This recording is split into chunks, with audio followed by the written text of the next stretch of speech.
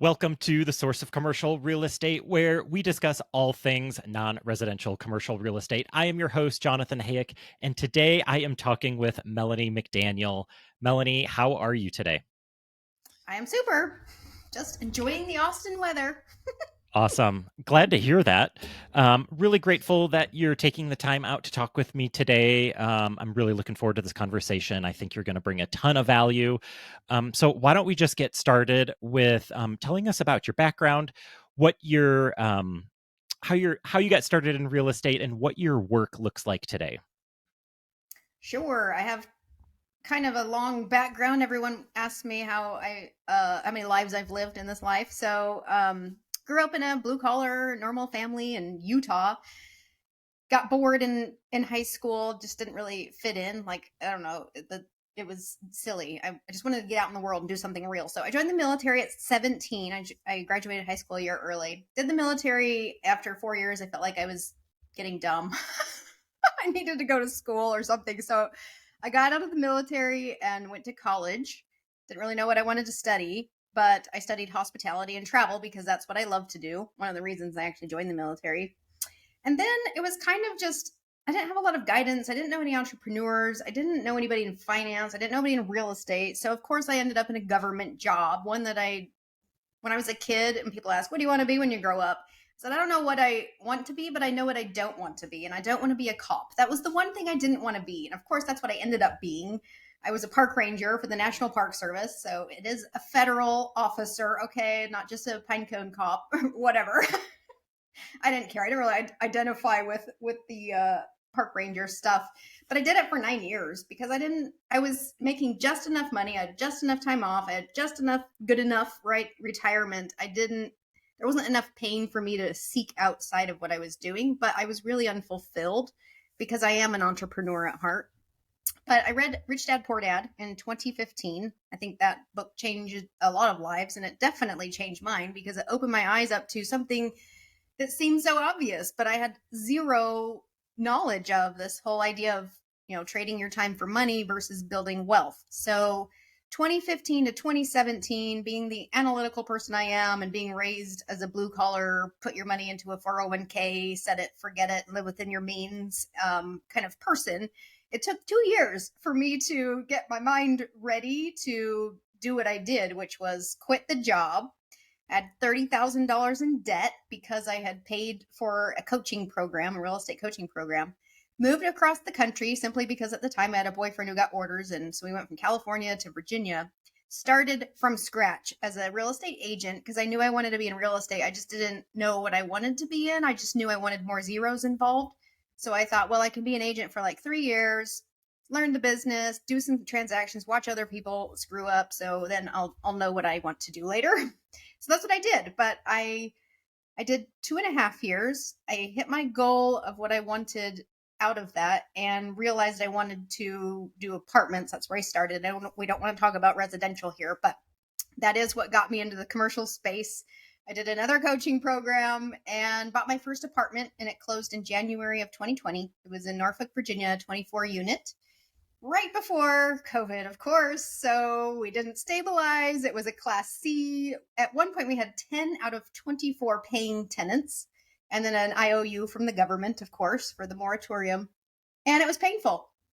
But we ended up selling that one. I think we closed in October, November, and we 3X'd it. So at the end of the day, it was an amazing investment. We got saved by cap rate compression, the market, and just being in a location that somebody wanted to pay cash for the thing. So that's how I got my feet wet. Along the way, before I bought the apartment, I did invest as a passive investor in an apartment syndication. And that one I still am in to this day, and it will probably 3 or 4X. So that was a good one. And if you bought real estate at all in like 2019 or 2020, you're probably pretty happy. Unless you had a bridge loan, right? That reset recently. Anyway, we can talk about that later if you want. So fast forward, when I bought my apartment, there was a lot about it that I didn't like. I didn't like the acquisition. I don't like the asset management. I like slinging deals. I like finding investors. I like finding operators. And I like being what I call the schmooze sandwich. I get schmoozed by the operators and I get to schmooze my investors. So in my role, I'm always schmoozing. and that's my job is to schmooze. So I've done multiple co-GP sort of investments, triple net, assisted living. I've done some other like JV joint venture type stuff and build to rent. I launched a fund, or my first fund was an SPV, so a single asset investment. That was an apartment. And then I launched my current fund, Freestyle Fund, a year ago. And in that, we've done storage, we've done apartments, build to rent. And now I'm launching a new fund, which is more of a blind fund, but still commercial, and less focus for sure on residential. Like, yeah, I might have an apartment or two in there, but for the most part, industrial triple net is one of my favorites. I think storage, mobile home parks, parking lots, medical space, data centers. There are just other options besides apartment complexes in the world, I think. So that's where I am now. I love that story. Thanks for going into so much detail. There is a lot to dive into. I'm hoping you can fill in some gaps. And Sure. so a few years ago, you were $30,000 in debt and you were making this transition. You became a real estate agent, and then you did a coaching program, and then you were buying an apartment, a Class C apartment complex. Walk me through your transition from this mindset of being a park ranger, working for the government and having a steady paycheck and working for a pension, to I'm going to make it myself and I'm going to make my own way, and the sky's the limit in my income. Walk me through that transition.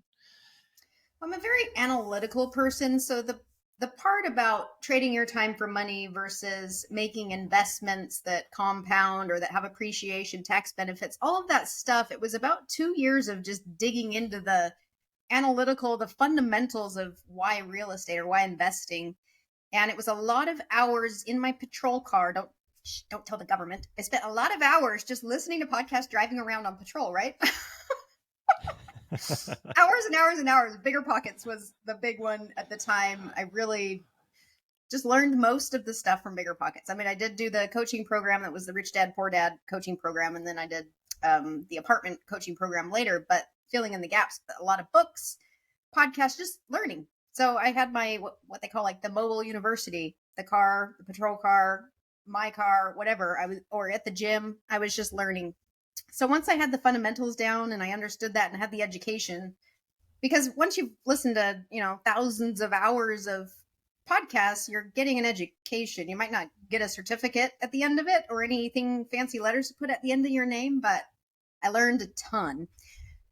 So that helped me with the mindset. So there's a couple things at play here. One, just the person I am, when what I've done as a child or as a teenager or in the military or anything, I've always put my mind to something and excelled. Like life was just kind of easy. School was easy, grades were easy, military was, boot camp was easy. It was kind of just like play the game, do what they tell you, don't stand out, do the thing, right?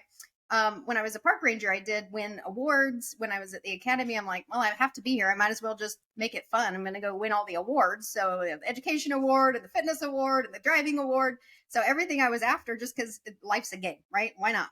So I had already built up a certain amount of confidence in myself that anything I do, I excel. So once I realized I trusted myself, that's why the transition from job to entrepreneur with the debt and with the unknowns, I was okay with, because I trusted myself. I had the confidence to go do that.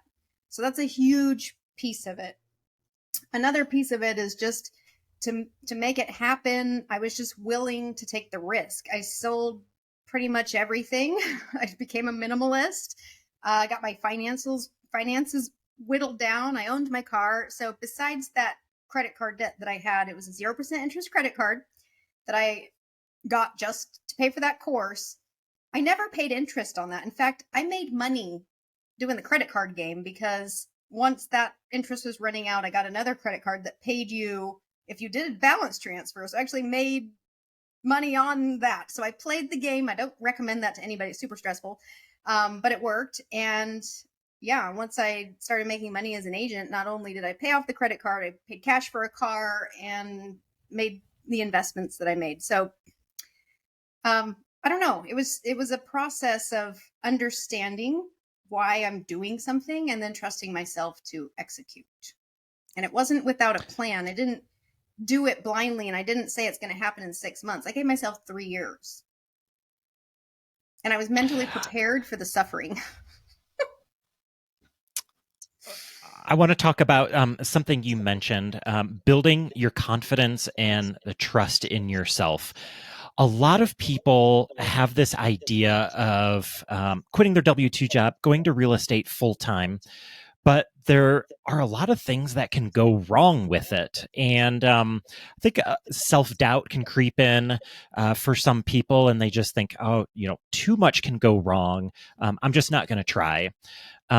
Did the confidence and trust you had in yourself, did that come first? And was that necessary for you to go out on your own to the entrepreneur life? Or was it sort of a burn the boat situation and you just thought, I'm going to try this and I'm just going to do it? I had the confidence first, I'm sure. And then I burnt the boats, yes. But I remember driving across the country, or at one point when I was thinking of transitioning, I was talking to my dad, and he retired from the Utah State Prison, 23 years. He's that kind of guy. His wife actually retires at the end of this month. So they're those kind of people, right? Love them. And he's like, well, don't do something stupid like quit your job. I'm like, okay. And then I quit my job. And then when I told him that, and I'm driving across the country, he's like, well, don't go calling me for money. I'm like, no problem. Never called you for money before. Why would I start now? So bless his heart, he just loves his daughter, and he's in fear because he could never do what I did, right? He didn't have the confidence. He didn't have the knowledge. I did not just burn the boats and hope. I didn't jump and wait for the parachute to open, right? I had a plan. I had knowledge. There's definitely a lot of risk there. I wouldn't say it was without risk, but I also don't have kids, pets, plants, or any sort of problems. I didn't even have a relationship because the boyfriend that I went to Virginia with, whatever, was deployed in Bahrain. So he wasn't even there. I had only my own self and my own time to do whatever. And it was so scary. It was the hardest thing I ever did. I woke up every morning with just a fire in my stomach, not in a good way, just like anxiety, fear, stress. But it's what got me out of bed at 6 o'clock and to the office doing whatever it is I thought I needed to do. I was in desperation mode, I would say. But the one thing that I did as an agent, and it probably doesn't matter now, it's not going to be helpful for anybody today, is I started a meetup back in 2017 when meetups weren't that popular, and the best real estate meetup was the local RIA. I competed with the RIA, and people would choose to come to my meetup instead of the RIA because mine was free, provided a lot of value, never was trying to sell them a package or a program. I was just an agent trying to get business and providing free value. So give value and then receive, right? I had so many clients, I had to build a team. And then, if I have a team and I'm taking, my split of whatever they make, then that makes it so I don't have to work as much, and then I can go pursue my dream, which is what I did. So I think you have to be reasonable with yourself. If you are going to do something crazy and burn the boats, you can't do it without planning and without trusting yourself. And if you don't trust yourself, then you're not going to do it. So I don't know how to tell somebody to trust themselves, but look back maybe in your life and see where you exceeded, where you excelled, and give yourself proof of trust. And if you're not trustable and you've done dumb things your whole life, then yeah, you probably don't need to burn the boats. You need a side gig. And don't give up your job if you have kids or a mortgage or whatever it is that you've committed to in your life. You can't just burn the boats when people, those responsibilities. So there's a balance. I'm not all in risk, jump, and the universe will catch you. I'm saying jump with a plan and the universe will catch you if you have a plan. Such great insight there. When I talk to people that have had tremendous success in real estate, they don't they acknowledge the risks that they're taking, but there's calculations that go into it, and it's all a balance. And so I love Yeah. your thoughts there. I want to go back a few years because you have been in multiple coaching programs. And at one point, you were in an apartment syndication coaching program, and you even bought an apartment building. And so, walk me through this the coaching program, buying the apartment building, and realizing I do not want to own apartment buildings. Yeah, so the program teaches you how to buy, which is my biggest pet peeve with programs, by the way, is they teach you how to buy an apartment and then that's it. Nobody teaches you how to manage an asset. It's easy to buy an apartment. That's not what we're here to do. We're here to buy an apartment, add value to it, and have a nice exit for our investors or for ourselves. Anyway, just want to throw that one out there. Anyway, so I learned how to buy, right? It was knowledge, of course, the underwriting, and I hate underwriting, but I had to learn it. I definitely don't do that part of the job anymore. I have partners for that because that's their lane. My lane is the schmooze, and they're the numbers, right? But I know enough to ask the right questions and make sure the fundamentals are there.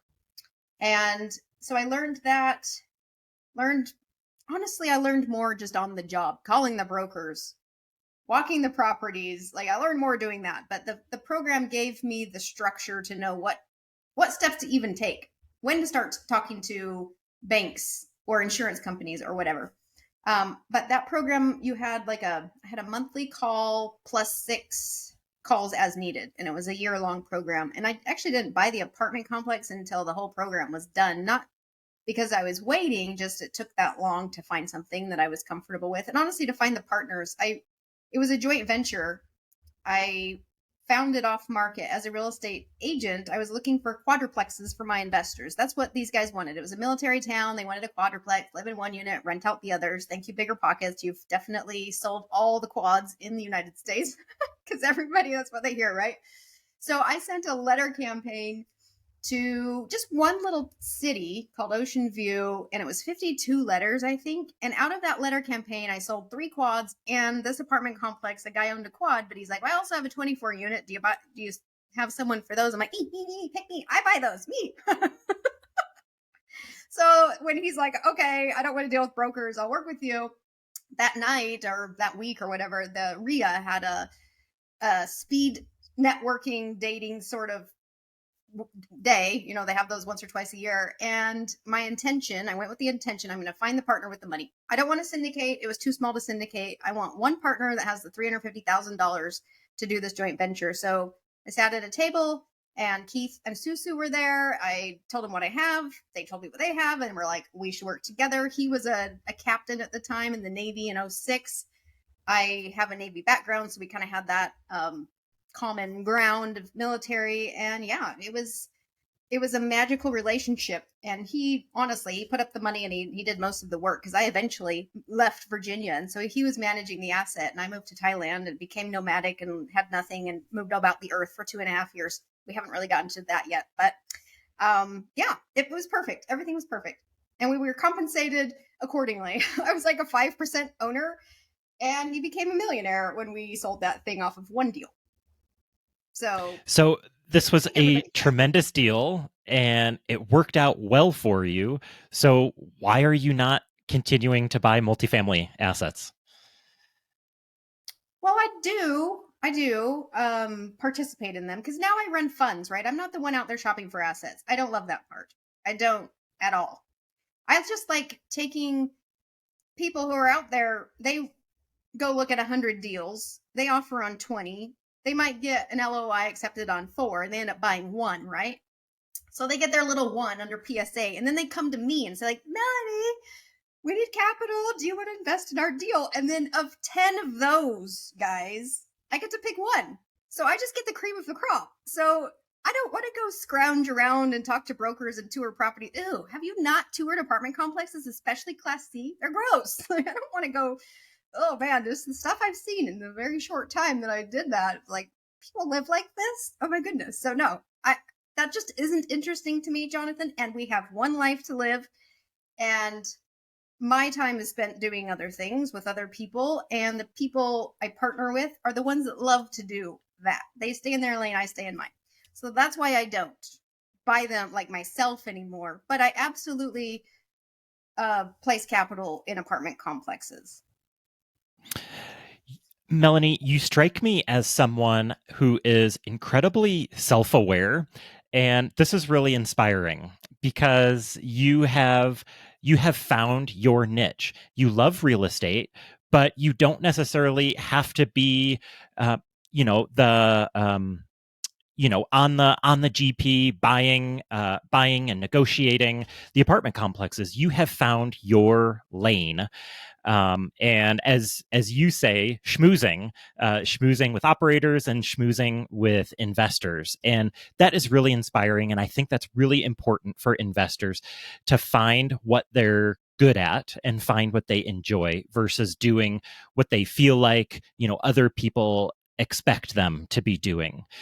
So, Melanie, I want to go into raising money, and so that is largely where you're focused. So, tell me, what mistakes do you see operators and capital raisers? Let's focus on capital raisers. Amateur capital raisers, what mistakes are they making as they try to raise money from investors? Well, there's kind of two angles, right? They're either raising for bad deals, because there are deals I turn down all the time and for very obvious reasons. And then I go see someone raising for it. I'm just like, did they even look at it? Like, really? So I take a huge responsibility on my shoulders when I say yes and I tell investors that this is where the money is going to go. And my next fund I'm launching is a blind fund. My investors have to trust my thesis and trust me to go place the capital. They don't even get a choice when it comes time to pick the deal. So I think that's the first mistake, is people are just doing bad deals. So the second mistake is, I prefer, and maybe it's not a mistake, maybe I'm wrong, but how I prefer to build my business is have real relationships with real people. I would rather have 50 investors than a funnel of 5,000 names that are investors, right? So some people, they just focus on capturing thousands and thousands of people. It pushes them through a funnel. It hammers their email with 5 emails a month about one deal, and maybe if they can afford it or have the time and desire, they'll make some cold calls to follow up with people. And that's how they get their deals funded, or they hire that job out. That's fine. That's scale. But I would prefer to have 50 investors that invest $1 million than 5,000 investors that invest 25,000 or 50,000. Just kind of like the crowdfunding model, right? Yeah, if you can raise money $1,000 at the time, you'll probably not talk to your investors, because $1,000 isn't like a big investment for most people. And if someone's going to invest 1 million, yeah, you're going to talk with them. But that's fun. You go have a drink, you go golf. I don't golf, whatever. I can watch them golf. I have lots of investor dinners, and we go have fun together. We do life together, and that's how I prefer to do it. So I don't know if it's a mistake, but I personally don't vibe with that method. I don't But know yeah. if you went to the best ever conference. There were 1,200 people in attendance, and there were 1,200 people trying to raise capital there. Everyone is trying to raise money. And I've heard from, I don't know the ins and outs of, the legalities of raising capital. I've heard people say, you cannot be directly compensated for just raising capital unless you're licensed. Can you talk through some of the requirements? And I'm asking this because I see people on LinkedIn and social media and at conferences trying to raise money, and it makes me feel a little icky with some of the tactics that are being used and the approaches. So, can you talk to me about how someone can raise money correctly and legally? Sure. So the obvious beginner ones are be licensed, right? Get your license to become a broker dealer. That's one way.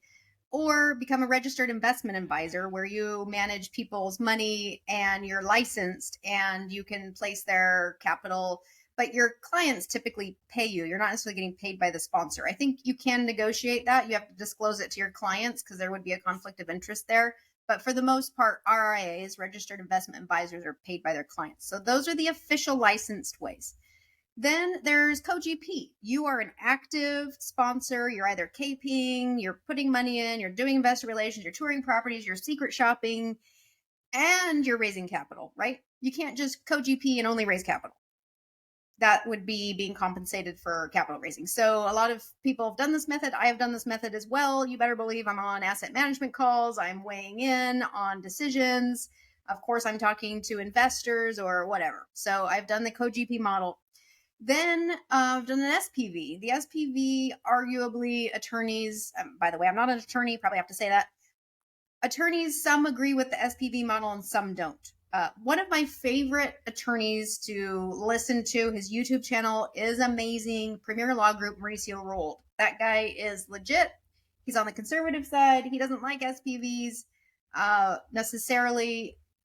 And then on the other extreme, you can do them. I've done an SPV because the attorney at the time thought it was a great idea. Whatever. If I'm in like a gray area, then I'm there by choice, right? So, or ignorance, one of the two. So just remember with law, there's a lot of gray area. The SEC and FINRA, the two regulating authorities for raising capital, Securities Exchange Commission, and then the FINRA is what manages the investment advisors. So there's actually two, not just the SEC. Everybody talks about the SEC, but FINRA has a say in it as well. Or was I going with that? SPV. Can you explain an SPV? A single purpose vehicle, meaning I put a fund together and the investors investing in the fund knew exactly what the asset was that the money was going to be placed into. It wasn't blind, any sort of thing. So, the SPV, we raised capital, the SPV invested, and we don't have a management entity. So it's not like we got compensated. The fund got compensated. And then as managers of the fund, we took a fee. So at the end of the day, did we get paid to raise capital? I mean, I don't know. I'm on calls with those. We're actually a co-GP as well. So I'm on calls with those guys every month. Anyway, whatever, neither here nor there. There's gray area when it comes to all of this. And you just have to decide what level of risk you're comfortable with and your attorney. If your attorney is willing to put the paperwork together for you, are they willing to defend you in court? That's the other question to ask. So it's a personal choice of what your comfort level is with the gray area. And as you're getting started, you're probably more likely to make mistakes or make bad calls, because if you're not getting the information you need and you don't know any better, and an attorney says, yeah, you can do this, and you do it, it's like, well, looking back now, it might not have been the best way, but it's not illegal, right? It's up for interpretation. But you don't want to go to court to have to defend it. So anyway, watch Mauricio Rauld's stuff. His YouTube channel is awesome, and you'll learn almost everything you need. There's always nuances to everything. So just to talk about SEC, that's regulating the securities. So anytime, the definition of a security, for the most part, is if you invest money with the expectation of a return, you're dealing in a security. FINRA regulates the investment advisors. So for my fund, I not only have to file an exemption to the Reg D 506C, I also have to file an exemption to the RIA through FINRA, two separate entities, governing bodies. And a lot of people forget or don't even know to think about FINRA. So that's at the fund level, not so much at a syndication level. So I don't know if I've answered your question completely, but providing the resource of Mauricio, Premier Law Group is who I'm using to launch my next fund, just because I would rather be conservative and be told no and not do something than mess around in a gray area and be sitting in a courtroom someday defending myself. In law enforcement, we called it passing the red face test, right? Can you stand in front of a judge and say the actions you took were, actions you stand behind without turning beet red? Yeah, and working for the best interest of your investors. Really important to do the right thing and protect your investors' money. If people are investing hundreds of thousands or millions of dollars with you, it's a pretty big responsibility. And I think it's really important for capital raisers to take that really, really seriously. Do you have any, so you mentioned the Premier Law Group YouTube channel. I'm going to check them out myself. Do you have other resources? sorry, it's Premier Law Group, but it's Mauricio Rauld specifically. You might find it if you look up Premier Law Group, but I would look up Mauricio Rauld. You'll definitely find his YouTube channel there, even though he owns Premier. Maybe they overlap. I'm not sure. Cool. I'll make sure to link to it in the show notes. Are there classes or certificates that you would recommend? I'm thinking about somebody that really wants to do it the right way, that wants to follow the rules, but wants to work on behalf of their investors wholeheartedly and wants to learn how to do it the right way. Are there classes or certificates that people can get to do this the right way? It is crazy because I've asked the question as well. Like, how do you learn how to launch a fund? Do you have to work at Goldman Sachs first? Do you need to work as a fund, like at a fund? Do you need an Ivy League education? Is there a class, a course, a mastermind? No, there's nothing. Okay. There's nothing. It's interesting because I talked to Mauricio and his partner Bethany, and they're talking. He's going to write a book, and I can't remember what he wrote. A book, How to Stay Out of Jail, but he's going to write another book, and I can't remember what. But Bethany's going to write a book, I think, on the capital raising piece. But whatever, they're both looking at writing books. There's no certification course. There's no like. Don't you think the SEC and FINRA they should like teach something? Getting a CCIM might, but that's a very expensive, long journey. But this is serious business we're in. It's kind of funny in syndication or buying real estate, syndicating money, even launching funds. Any bozo can do it. Anybody can do it. If you have the money and the wherewithal to go and retain the attorneys and do the thing, you can go and take people's money. So no, there's not take literally, but like raise the money and into your fund. I talk about launching funds a lot, and I always tell people, don't do it. Don't. And because, I mean, do it if you're super serious about it, right? If that's your thing and your career, it's not a side gig. And by the way, if you launch a fund, you're in that fund for 5, 10, however long it takes to exit the fund. You don't get to just quit one day. You don't. If you launch a fund and you raise $5, you will run that fund for 10 years if it lasts 10 years. So you really need to know, one, that you can raise the capital you need to raise, and that you're going to stick to it and do a good job. It's your fiduciary duty. And that's, some people are like, oh, I'm going to make a bunch of money, I'm going to launch a fund. But I think they forget it's like a 10-year marriage, and you don't get to go away. You don't get to quit. Really appreciate that honesty. I think that's really important. There's this book, Salvatore Buscemi. He worked at Goldman Sachs. He runs a family office and does some other stuff. So this book I recently got. I don't know if it's backwards. Is it backwards to you? No, it's good. Oh, okay. It's a good book, but it's a little bit higher level than I'm just getting started. So I would recommend it, but you kind of need to have a little baseline before jumping into that book. I've considered putting some sort of a book or training together. I'm by no means a professional, but I know I'm just a couple steps ahead of a lot of people. I think I could help, but at the same time, I'm like, no, I would rather just launch my fund and do that thing, right? That's what I want to do. Writing a book, is that the highest and best use of my time? Probably not, but I want to help people. So maybe one day. At the moment, you know what another thing is? Going from, I'm a syndicator with my spreadsheet I bought from Michael Blanc to, oh, I need a model of fund.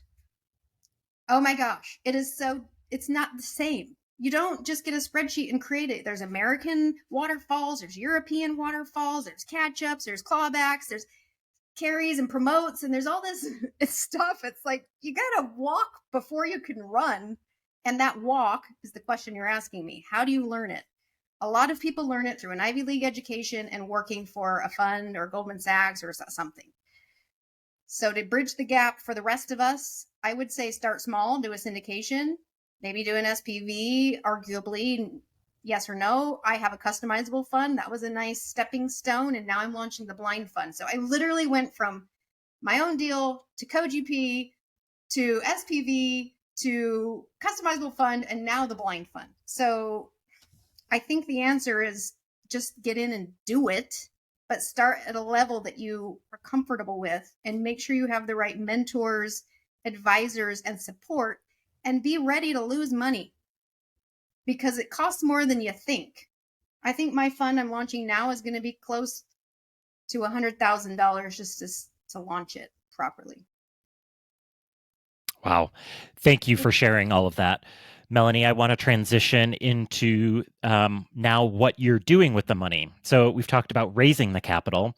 And so what sort of passive investments are intriguing to you now? What are you looking for?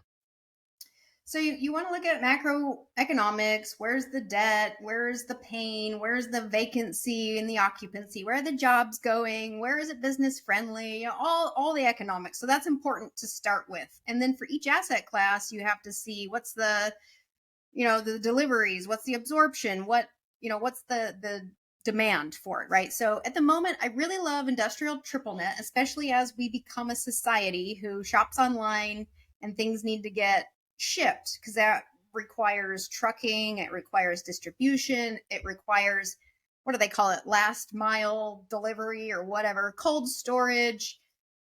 So as e-commerce increases, I see this real big push, or not push, but like industrial is interesting because the cap rates are still pretty wide and the institutions are still dinking around in multifamily and they haven't quite figured out how amazing the industrial space is, or maybe the deals are too small or whatever it is. But the reason the cap rates have compressed so much in the apartment space is because institutional money is chasing it.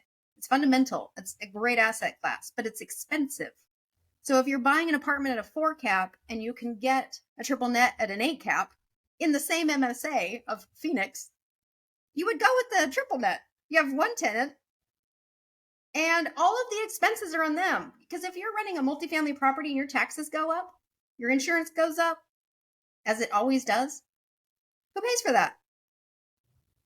Well, you raise the rent, sure, that's how you pay for it. But what if you've raised the rent too much? What if rents come down?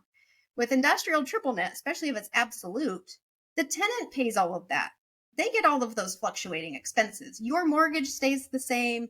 Your operations expenses, there might be a little escalator in there, but we're talking business, office, paper clips, whatever. There's not a huge expense. Then you have some reserves for emergencies, just in case the tenant leaves in the middle of the night. But you should be well collateralized and you should have assets to go after if they leave in the middle of the night, especially if they have an 18-year lease or something.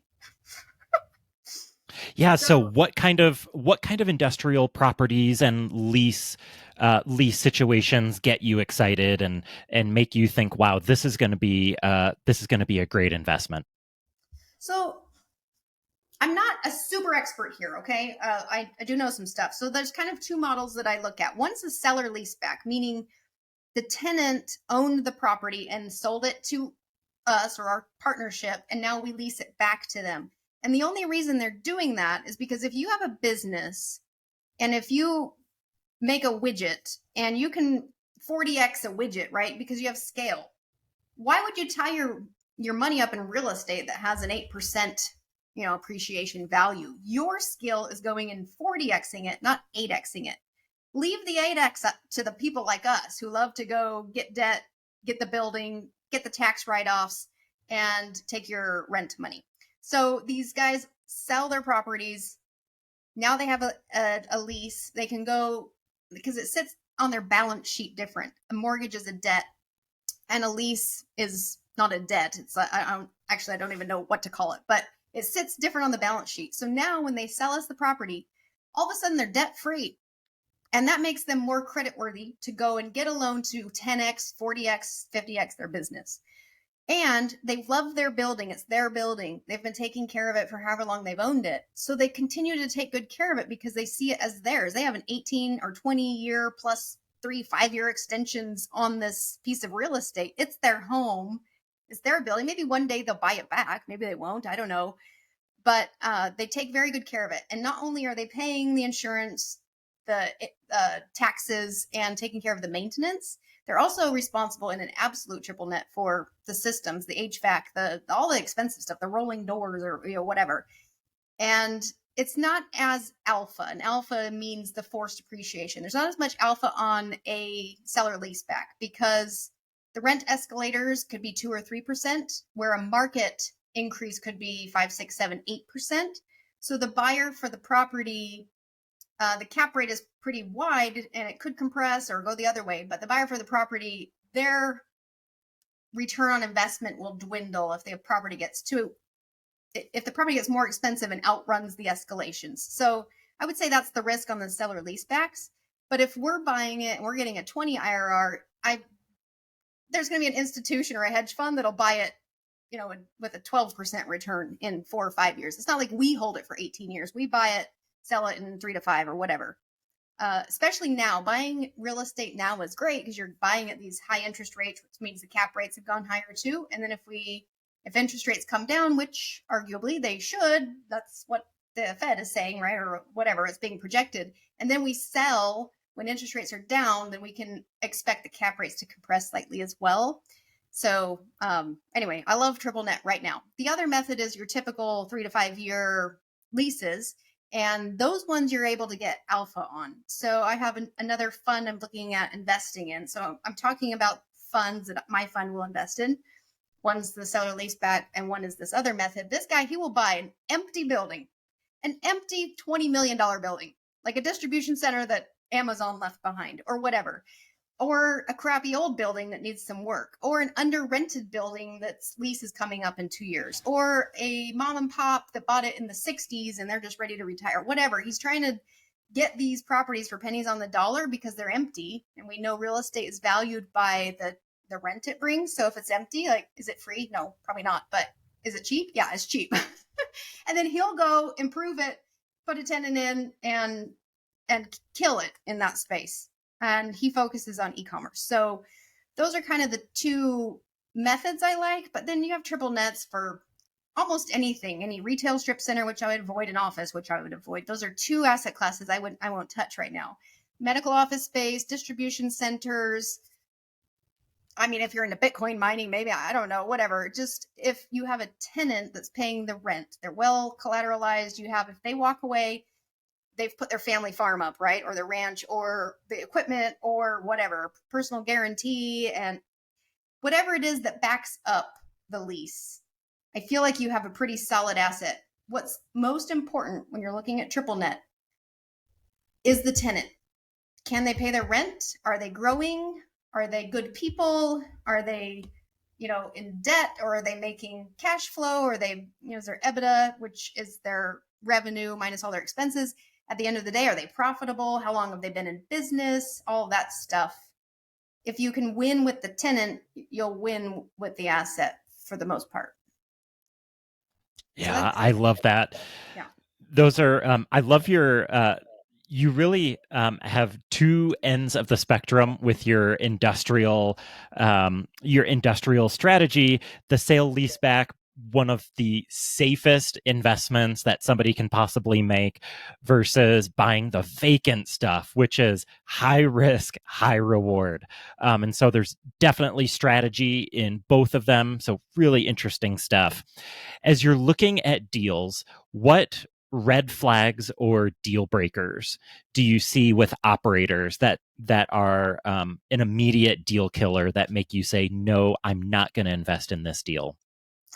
Right now, if the interest rate is higher than the cap rate, it's inverted, and people are showing different, they're not showing it that way because they're not looking at the pref equity as well, which has typically a higher interest rate, right? I mean, you can see it obviously. If they've locked in a 4% interest rate and they're buying at a 5 cap, you're like, oh, cool, great, sign me up, right? But when you look at the whole debt structure and you've got pref equity, it's like, actually, you're way off. No wonder it's a 50% LTV because the bank won't give you any more money because your DSCR is going to be way off. So right now, that's a deal breaker for me. It's kind of like, I get it. You can make it work. You can force it. You can tweak some stuff in the numbers, and maybe you'll provide the returns that you're telling investors. Because there are a lot of really great operators doing this model, and I hope everybody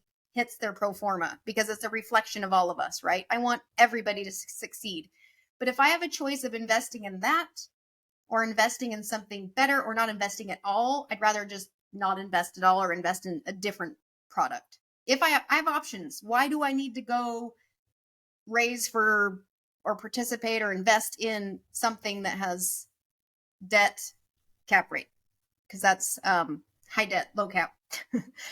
uh, yeah, I don't like that. So that's kind of the first deal breaker. And then debt right now, looking at that really closely, arguably a 301 bridge loan makes sense now, just simply because of the cycle for where the interest rate projections are going. But I still love the idea of long-term fixed debt, preferably without huge prepayment penalties, because I've seen that too. These guys like, oh, long-term fixed rate debt, and then we're going to exit in 5 years. And then I look and I'm like, well, what's your prepayment penalty? Oh, it's like a 5.451, well, whatever it is. It's like, you're going to pay millions of dollars to exit. I mean, is that in the underwriting? I mean, usually it is, but it's like, maybe shop around a little more. I don't know. Not really a big fan of writing multi-million-dollar checks to banks if you don't have to. Keep it for the investors. How long is long-term debt for you to feel comfortable right now? I think 10 years would definitely give you a lot of leeway on a full market cycle. I do feel, like I said, like if everything makes sense and it is a 311 and there's a rate cap or it's whatever, I would look at anything with a big picture, knowing the interest rates are high right now and everyone's projecting them going down. But you have to know that just because that's what it looks like does not mean that's what's going to happen. So what's the cost of putting in that 1 year extension and then the next 1 year extension? If you have to buy a new rate cap, what's that in the underwriting? Have they put away $2 million for it or $25K for it? I mean, like, I would have to look at everything, but fixed, I would say 10 years. And I've been seeing a lot, like my triple net guy on the small scale and the current apartment I'm raising for now, they have fixed debt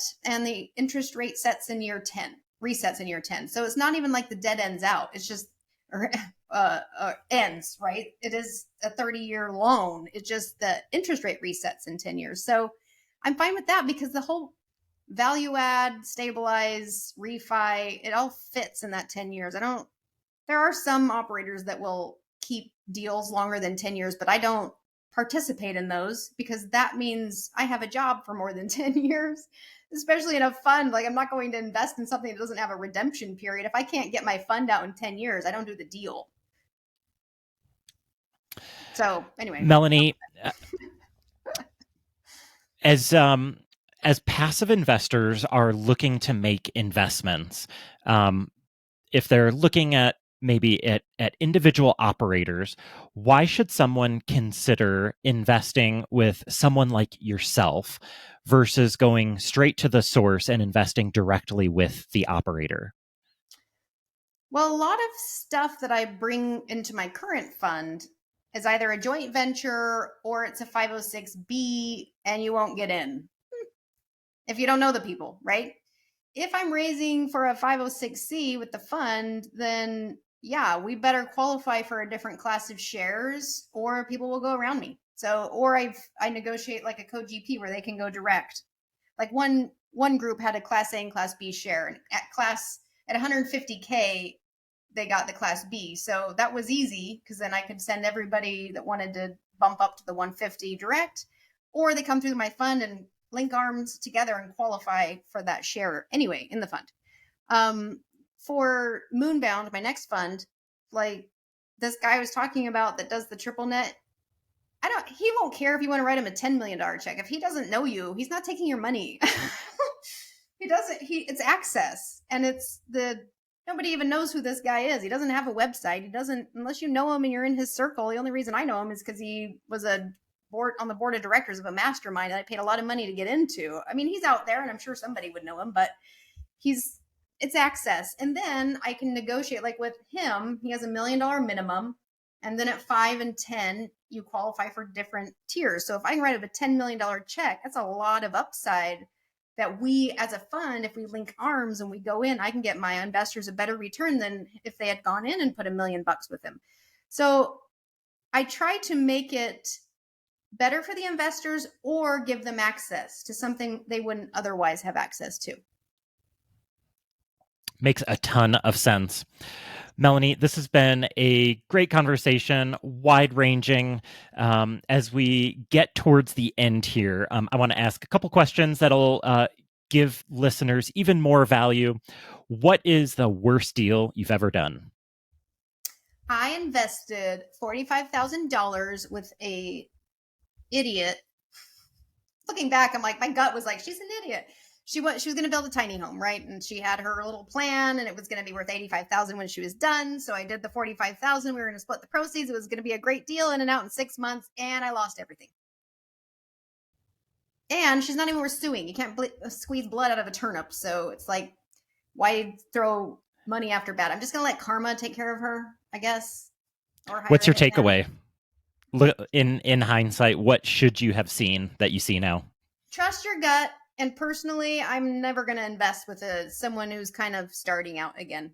I mean, I wouldn't do that with the funds anyway, by the way. This is my own dumb money. Yeah. But, I love people, and there's like you want to help them kind of.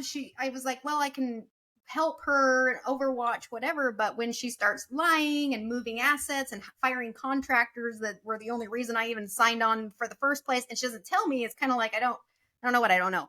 So I'm done helping people be newbies. I lost $1,000. It wasn't much, but this other guy who was doing like a crowdfunding to launch, again, I'm avoiding tiny homes for the rest of my life. He was launching a tiny home community. And so he bought this land, and he had this development idea in, I think, Oregon, somewhere, Washington, somewhere over there. And he couldn't get the permits. And then he filed bankruptcy. So I lost my $1,000. Luckily it was $1,000 and not $45,000. But I don't know. People just need to trust their gut. A little bit more intuition guiding. I'm definitely getting better with that. And I'm not a charity for these people who want to go try to buy their first anything. Melanie, what's one mindset tip, trick, or mantra that has helped you transform your investing? So right now I'm working on money mindset, like for real kind of meditation. And it's funny, the meditation is when you are stressed about money or you don't feel like there's enough, like you're not living in abundance, you sit and you feel in your body where the money is hanging out. Like, where is the pain? For me, it's right here in my stomach, is where I feel the money pain. So you visualize that pain and exiting your body, and then you just literally have a conversation with the money. Money is an energy. It's a currency. It's why we call it a currency. You treat it like it's a living, breathing energy. So you're like, what are you afraid of, money? I need you. I love you. And then once you kind of like make up with money, you put it back in your body, and then you proceed. You've got to have the money mindset of abundance, because it is abundant. We can just print it, right? Look at our government. So it's not about the money. It's about, what does the money bring? What needs does it fill? Stop saying I want, I need, I wish. You need to just put out there in the energy of what the currency can bring you, and then just trust that it will come. I'm not saying be reckless. I'm not saying be dumb, but it's a relationship with money. This whole scarcity mindset versus abundance mindset is a lot of work to be done there, I would say. Not really a mantra. It was a really long one, but you could do the meditation. Yeah. Really helpful stuff. Melanie, if listeners want to connect with you and learn more about you, where would you like to send them? So anything Freestyle Capital Group right now is a great way to reach out to me. I'm on all the socials as Melanie McDaniel Invest or Freestyle Capital Group. Eventually, I'll probably rebrand a bit more to just my name, but for now, that's Freestyle, and then Moonbound will be my next brand. That's why I have to kind of have two brands with an overarching Melanie theme, but I'm very easy to find just by my name or Freestyle Capital Group. Awesome. Also very active on LinkedIn. That's where I think that's where I connected with you. And so very easy to get a hold of. And Melanie, definitely appreciate your time today. And yeah, very, very appreciative of all that you were able to share. Yeah, hopefully it's helpful a little bit. Awesome. Melanie, if you have, do you have a couple more minutes? I'd love to talk about travel. Sure. Cool. So I heard you in another podcast. When I prep for podcasts, or prep for interviews, I listen to the guest on a bunch of other podcasts and try to do my homework and have an idea of what you're about. And you talked about having previously today you talked about living in Thailand for a couple years, and you've talked about having dreams of traveling and living abroad. So I'd love to just hear more about your history of travel and what's kind of driving you now. Yeah. So Thailand was only a month, by the way, and I did live in Italy for 2 years. So I don't know if it was Okay. something I said today or something you heard, but Okay. I just, No, I got mixed up. yeah, no worries. It's just who I am. I feel this travel bug. I think when I was when I was young, my parents did travel with us a lot. We went to a lot of national parks, and I had a grandma in Washington and one in California. So that was super, super extreme. I didn't go out of the country really until I was 16, I think. But we had foreign exchange students. Maybe that planted some seeds. Everything to me is a seed planted and a pivot, right? I had a sixth grade teacher that she would teach about the Etruscans, the Egyptians, medieval times from her own personal slides. And I was just like, wow. I thought it was so amazing. So Yeah. when I went to join the military, I was early for my Army appointment and just stepped into the Navy office. And they're like, travel the world, travel the world, travel the world. I'm like, sign me up. That's it. I don't even know. I don't even know what job I want. I just know to travel the world. And luckily I got my first duty station was Italy. So I think I have a travel bug. I've been to India to do my yoga teacher training. I've been to Thailand. That was more just a digital nomad sort of play. I went to a conference called the Digital Nomad Summit or Nomad Summit, maybe. Yeah. Oh, South America, Central America, lots of places. I don't love going to the same place twice either. I think Italy's the only exception just because I have friends there. But yeah, I travel frugally and I usually have a purpose. I don't just travel to be a tourist. Like when I went to India, I was there for my yoga teacher training and I was there for 3 weeks and I really got to know Rishikesh. And that's why I went to Thailand. I didn't go all around Thailand. I went to one town, had one Airbnb because I really just want to immerse myself in wherever I am. Yeah, I had the digital nomad bug. I think that was part of the sloughing off of the old me. I needed to get rid of everything. At one point, the only possession I had was my car, and then I had like my camping gear and some kitchen stuff that I didn't want to get rid of and stored those at my mom's. So, and it's all part of a spiritual journey as well. That part of it, just detaching from labels, from things, from responsibility to things.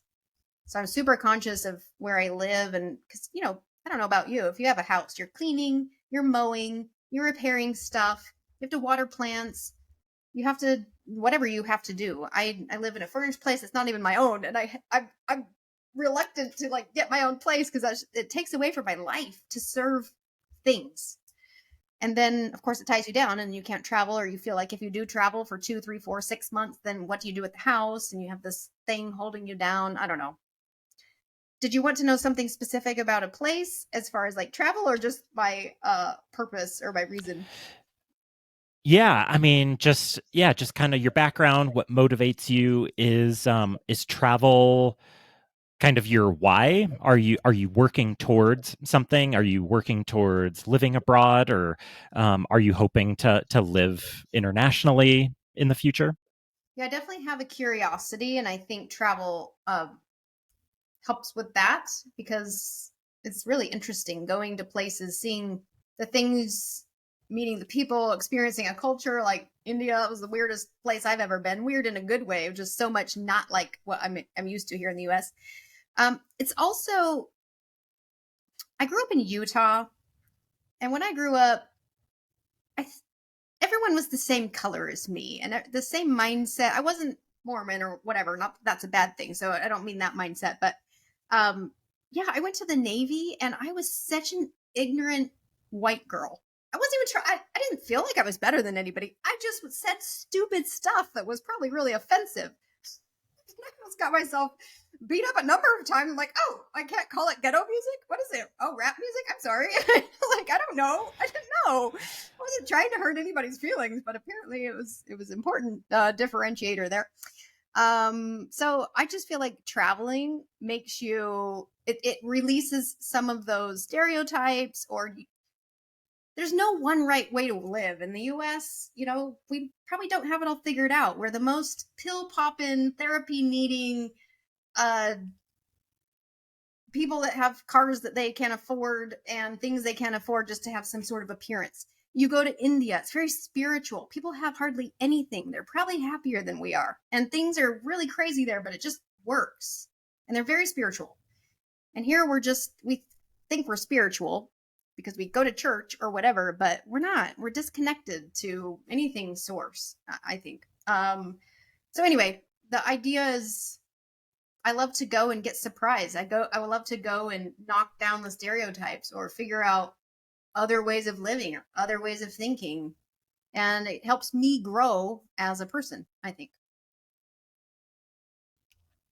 Yeah, I really connect with what you were Are you talking about frozen? with um I really connect with what you were talking about with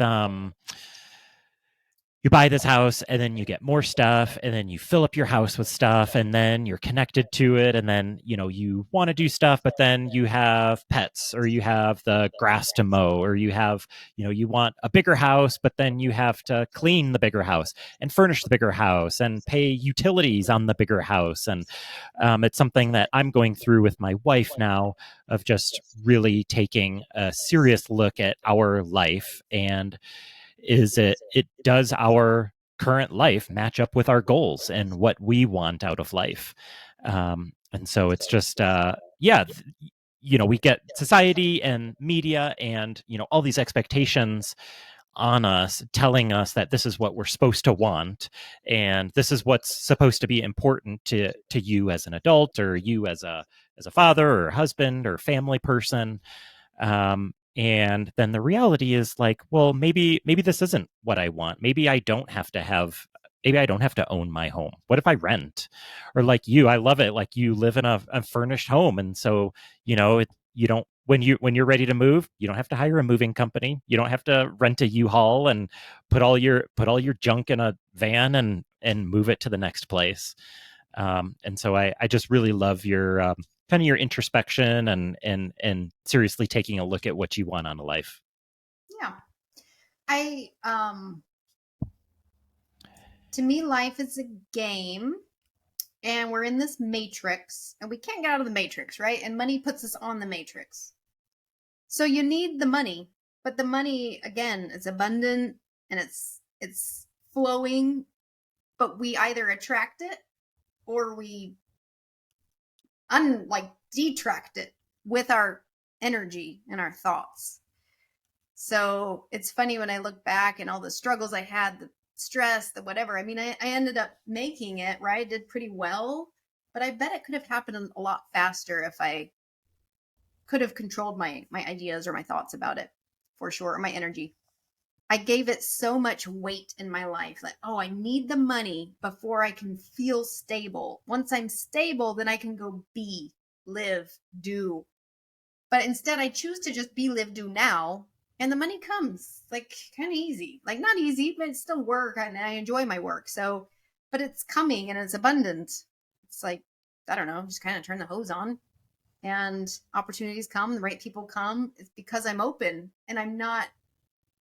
If you stress out about it, that is a very like deflecting energy.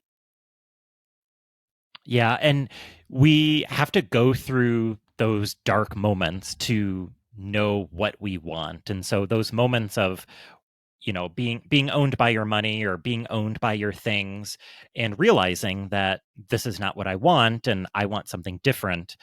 It's like, you could tell a teenager, like, no, this is what life is all about. This is what you should do. But the teenager's not going to listen to you because they have to do it themselves. And it's not because, a teenager is bad. It's just we were all there and we all just have to go through the experience and do life on our own terms and learn by doing things the wrong way. And then hopefully figuring out the right way that we want to do it.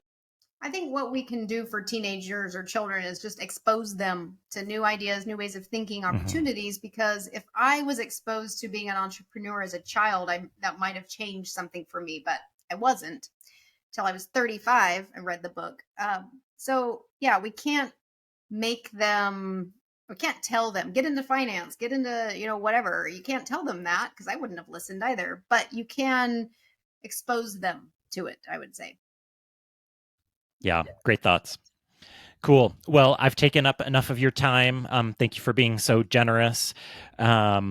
Are you what I've done in the past is I've done the real estate in one episode and then done like a bonus episode of like talking about this travel stuff. Are you okay with that? Yeah, sure. Okay, cool. Well, I sincerely appreciate your time. Appreciate your expertise. Yeah. I hope you enjoy the rest of your week. Yeah. Thanks for having me on. I'll push it Okay, out as soon as you have it live and send me whatever graphics you do. awesome. Thank you so much. Take care. Okay.